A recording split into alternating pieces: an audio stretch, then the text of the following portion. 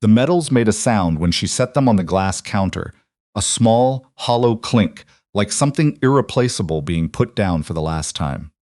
Darcy Ellison's hands were steadier than she expected them to be. She'd told herself, driving the 11 blocks from her apartment with the window cracked because the AC had stopped working in May, that she would not shake. She had not shaken in a forward operating base outside Mosul when a mortar round landed 40 feet from the aid station, and she kept pressure on a soldier's femoral artery through the dust and the ringing. She would not shake now in a pawn shop in Traverse City, Michigan, in front of a glass case full of used guitars and someone else's grandmother's engagement ring. But when Lou Peterman leaned forward on his elbows to look at what she'd laid out, when his reading glasses slid down his nose and he made a low sound that wasn't quite a word, she felt it. A tremor somewhere beneath her sternum, the specific kind of grief that comes from selling something you never thought you'd need to sell. There were 4 of them. The Army Commendation Medal with the V device, earned in Nineveh Province when she was 24. The Combat Medical Badge, the one that meant you'd provided medical care under hostile fire and survived, the one that Army medics and 68 whiskeys wore with a particular kind of quiet, the one that civilians almost never recognized, a Meritorious Service Medal, and the one she'd saved for last, the one she'd kept at the bottom of the box inside the shoebox, inside the closet shelf, the one she'd never shown anyone except her mother once, on a Sunday afternoon, and watched her mother's face do something complicated. The Army Achievement Medal with the oak leaf cluster, the second one, earned during her second tour when she was the only medical personnel in a vehicle convoy that got hit on a supply route north of Kirkuk, and she set 2 femurs and kept a 19-year-old kid named Avery from bleeding into his abdomen on the floor of a Humvee while someone else was shooting back. She didn't tell Lou Peterman any of that. She didn't tell him anything, except that she needed to know what he could offer. Lou studied them for a long time. He wasn't unkind. She could tell that much. He had the look of a man who had spent decades watching people bring him the things they'd rather not sell, who had learned that the most dignified thing he could do was evaluate quickly and tell the truth. "Military?" he asked. "Army Reserve," Darcy said. 2 tours. He nodded. He named a figure. It wasn't insulting. It wasn't what they were worth. But nothing he could offer would be what they were worth, and she'd understood that on the drive over. She was considering whether she could actually say yes out loud when she heard the door open behind her. She didn't turn around. She was still looking at the medals, at Lou Peterman's hands near them but not touching, and she was doing the arithmetic again. The arithmetic she'd been doing for 4 months, the kind that didn't get better no matter how many times you ran the numbers. Rent overdue by 2 months, $3,200. Credit card at limit. Her neighbor Beth had been driving her to the grocery store twice a week because she'd sold the Honda in March. The second bedroom in her apartment was being rented to a grad student named Priya for $600 a month, which covered about 1/3 of her rent and made the apartment small and strange. But Priya was quiet and left the kitchen clean and never asked why Darcy sometimes sat at the kitchen table at 2 in the morning staring at nothing. She heard the animal before she heard the man. Not loud, just the particular sound of a large dog settling its weight, claws finding traction on the linoleum, a low exhale through the nose. She turned because she'd been trained to assess her environment, because 11 years of nursing had added another layer of awareness on top of whatever the Army had built in her, because she was not the kind of woman who stood with her back to a room without knowing what was in it. The dog was a Belgian Malinois, working harness, real tactical nylon, not the vests you could buy for $30 online to pretend a lab was a service animal. The dog was the color of a wheat field in late summer, with a black mask and ears that moved independently, constantly, cataloging the room. His leash was held loosely in the left hand of a man who was maybe 38, dark-haired, with the particular build and posture of someone who had not stopped being on alert, even in the absence of anything to be alert about. He had a scar along his jaw that was old enough to be faded, and he was wearing a gray Henley and work boots, and he was not looking at Darcy at all. He was looking at the dog. The dog had stopped moving. The Belgian Malinois, later she would learn his name was Ranger, and that he was 6 years old, and that he had deployed 3 times to Afghanistan before being retired and placed with his handler, had stopped in the middle of the floor about 8 feet from the counter. His nose was working. His ears were forward. He was looking at the glass case, or at the counter above it, or at the 4 medals lying on the glass surface under the fluorescent light. "Ranger," the man's voice was quiet, "heel." The dog did not heel. This was, Darcy would later understand, extremely unusual. This was a dog who had located IEDs in Helmand Province, a dog who had cleared buildings, a dog who responded to commands with the kind of precision that made trainers at Lackland call him exceptional in their evaluation reports, a dog who had never, in 3 years of working with Travis Kimball, failed to respond to a command given in that particular register of voice. Ranger walked forward instead. He put his front paws up on the counter, which was high enough that it required effort, and which Lou Peterman reacted to by stepping back with his hands up, in the reflex of someone who had not expected this, and he lowered his head. His muzzle came down on the combat medical badge. Not sniffing, not investigating in the workmanlike way of a trained detection dog, just resting there, his chin on the metal, his eyes half closed, his breathing slow and even. The 3 of them stood very still. "I'm sorry," Travis Kimball said, and he crossed the distance to the counter quickly, and his voice had shifted into something that wasn't quite the authority he'd used a moment ago. He doesn't do this." He was looking at the medals now, all 4 of them, and then specifically at the one under his dog's chin. "Combat medical badge," he said. It wasn't a question. Darcy said yes. He looked at her then, really looked at her, the way men who had served looked at you when they were recalibrating. She was 31 years old, and she was wearing scrubs because she'd had nothing clean to wear, and because old habits persisted even when the job that had established them was gone, and she had dark circles under her eyes, and her hair was in the bun she'd worn for 6-hour shifts in the emergency department, and she looked like what she was, which was a woman who had not slept more than 5 consecutive hours in 4 months, and who was out of options. "You treated casualties under fire," Travis said.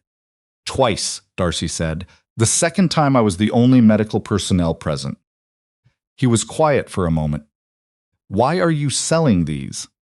She hadn't planned to tell him anything. She'd learned in the 4 months since Whitfield had escorted her out of the building with her badge in Whitfield's hand, and 2 security guards standing at the elevator like they were worried she might do something, that people heard the word suspended and stopped listening to what came after it. She'd learned that the word pending investigation worked like a verdict in most people's ears.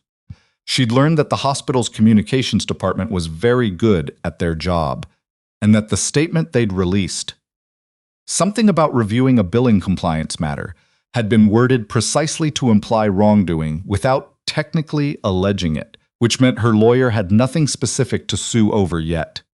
She had not planned to tell a stranger in a pawn shop anything. But Ranger's chin was still on her combat medical badge, and Travis Kimball was watching her with the particular attention of someone who was going to wait as long as it took, and she was so tired. So she told him. She told him about the night in February, when a man named Earl Duchamp was brought into the emergency department by a police officer who'd found him behind the Kroger on Garfield Avenue. 62 years old, Vietnam veteran, no insurance, deep soft tissue infection in his left leg that had gone untreated for 2 weeks because the VA clinic had a 6-week wait for appointments and the urgent care down the street had turned him away when his Medicaid card came back with an error. He had a fever of 104. He was septic. She told Travis that she had started IV antibiotics before the attending physician arrived, before insurance authorization could be obtained, because she had been a combat medic, and she knew what sepsis looked like at 2 a.m, and she knew what happened when you waited. She told him that Earl Duchamp had survived. She told him that Karen Whitfield, the hospital's associate administrator for clinical operations, had pulled her into an office the next morning and used the phrase billing irregularity, and that Darcy had been suspended pending investigation within 72 hours.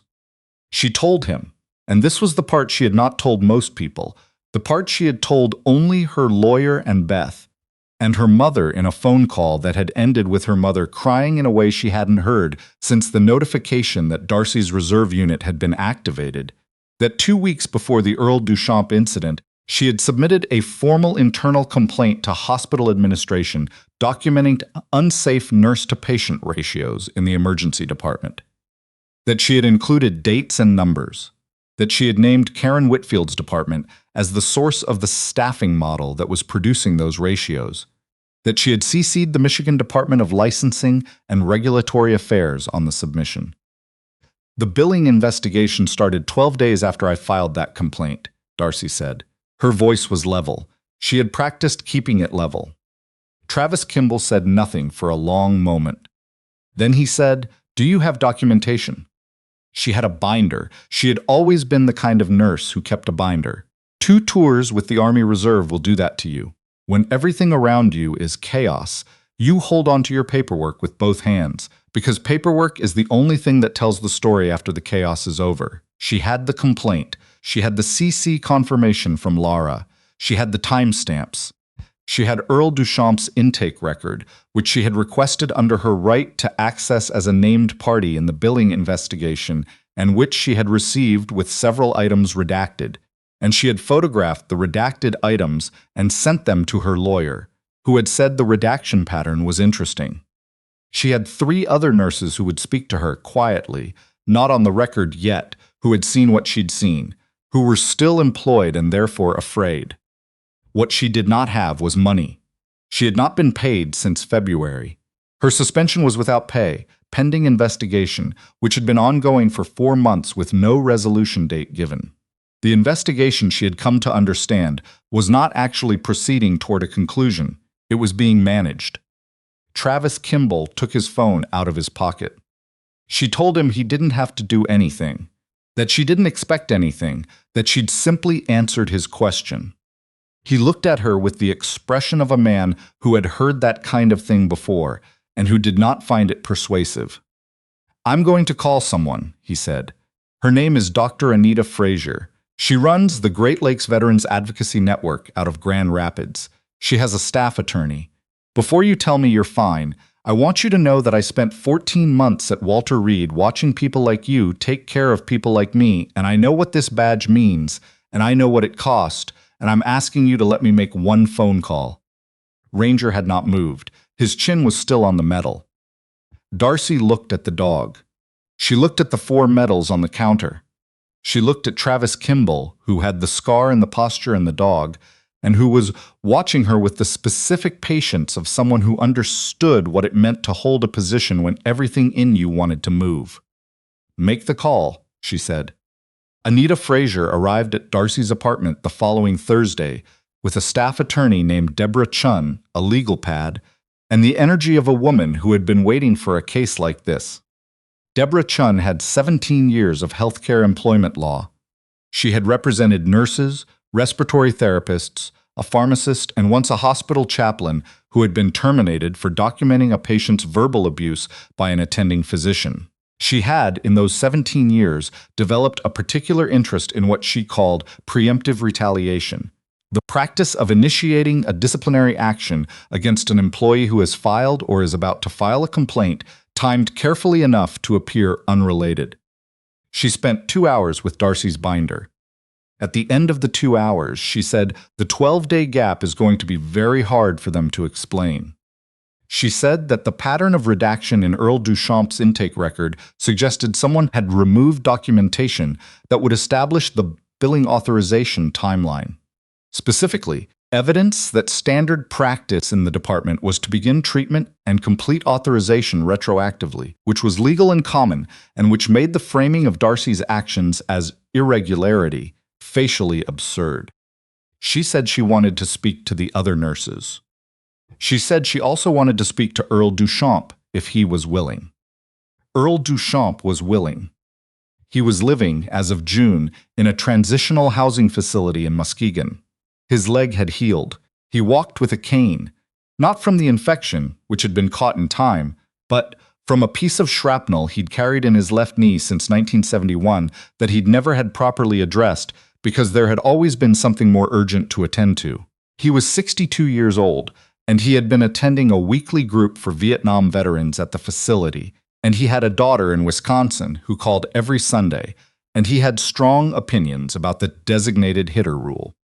When Deborah Chun explained what had happened to the nurse who had saved his life, Earl Duchamp said, "Tell me what you need me to do." What Deborah Chun needed was his medical record and his written account of the events of that February night. She also, as it turned out, needed the recording on his phone. An audio recording Earl had made, not for any legal purpose, but because his daughter had asked him to start recording his experiences for what she called family history purposes, and he was in the habit now of hitting the record button when things felt significant.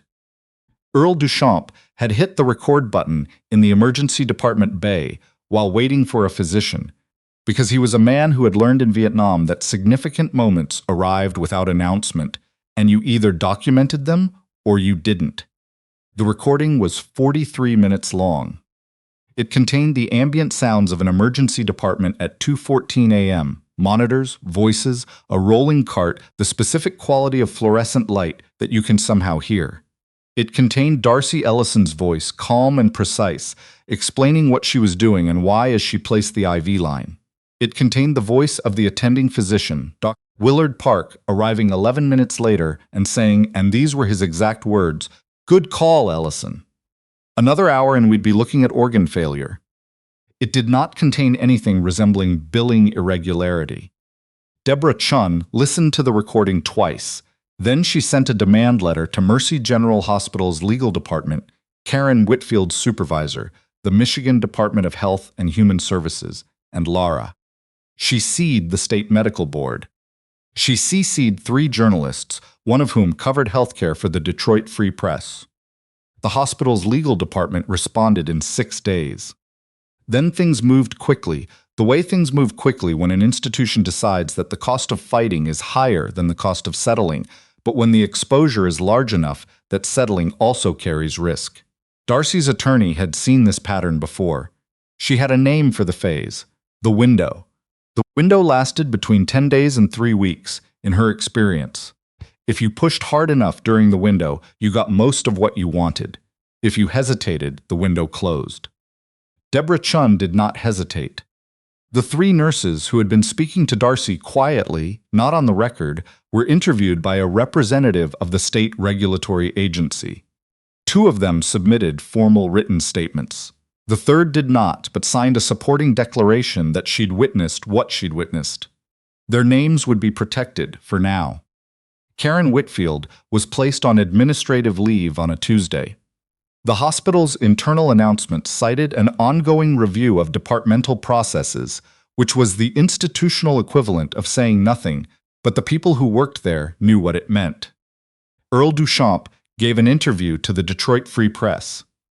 He did not mention Darcy by name. She had asked him not to, not yet.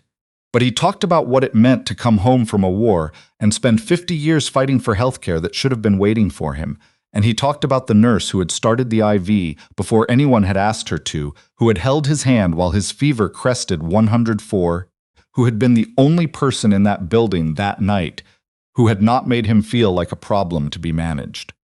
The article ran on a Sunday. By Tuesday, it had been shared widely enough that a veteran advocacy organization in Washington, D.C. issued a statement. By Thursday, a member of the state legislature's health committee had asked Laura to expedite its review. On a Friday afternoon in late July, Deborah Chun called Darcy and told her that Mercy General had agreed to reinstate her with full back pay, dating to the date of her suspension. They had agreed to expunge the suspension from her record. They had agreed to fund an independent review of emergency department staffing ratios conducted by an outside firm, with the results to be submitted to Laura. Karen Whitfield had resigned. Deborah Chun said that she wished the apology had been more specific. Darcy said she'd been waiting 4 months for specificity and she'd stopped expecting it.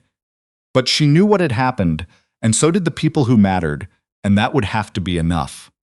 It was not entirely enough. She suspected it never would be entirely enough. But it was more than she'd had at 2 o'clock on a Monday afternoon standing in front of a pawn shop counter with 4 medals and a figure that was not what they were worth. Travis Kimball called the following week to ask if he could bring Ranger by. He didn't say why. He didn't need to.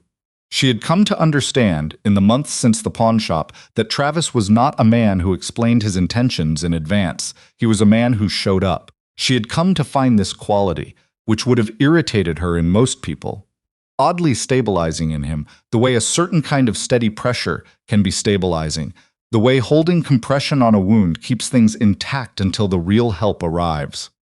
She made coffee. She had not made coffee for company in a long time.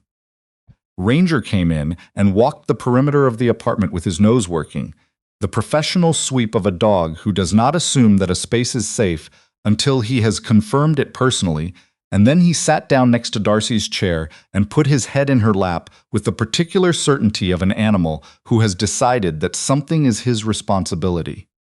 She'd brought the medals out. She wasn't sure why, some impulse toward completing a circuit, toward letting the moment arrive where it had started. They were on the coffee table between the couch and the chair, and she looked at the combat medical badge for a long time before she picked it up. She had earned it at 24 in a place full of dust and noise and a kind of fear that had no color, only texture. It felt like the space between heartbeats stretched until you could live inside it. She had earned it again at 26 in a Humvee on a supply road in the dark, with her hands inside someone else's body cavity and the sound of her own breathing the loudest thing she could hear. She had come home and become a nurse because the work was the same work, ultimately. The same logic of the body under pressure, the same necessity of doing what needed doing before anyone gave you permission. She had not known, when she started at Mercy General, that the hardest fight would not be the clinical one. Travis was watching her the way he watched things, with attention that didn't push. "Do you regret it?" he asked, starting the IV before authorization. She thought about Earl Duchamp. She thought about his leg, which had healed. She thought about his daughter in Wisconsin, who called on Sundays. "No," Darcy said. Ranger shifted his weight. He exhaled slowly, his whole body settling, and she felt his warmth through her jeans, the solid, unreasonable comfort of a very large dog who had decided she was worth staying near. She set the combat medical badge back on the table. She did not put it down the way she had put it down in the pawn shop, with that hollow clink of something being relinquished. She set it down the way you set down something you are putting away until the next time you need it, knowing there will be a next time, knowing you will be ready. Outside, it was August in Michigan, which meant the light came in sideways and gold through the window she'd left open, and the neighborhood smelled like cut grass and distant rain. And somewhere down the block, someone was running a lawnmower with the particular optimism of a person who believes the grass will stay managed if you stay after it. Ranger's ears moved, his tail moved once, twice, and was still. Darcy Ellison sat in her chair with her coffee going cold and her medals on the table and a dog who had decided she was worth staying near, and she did not shake.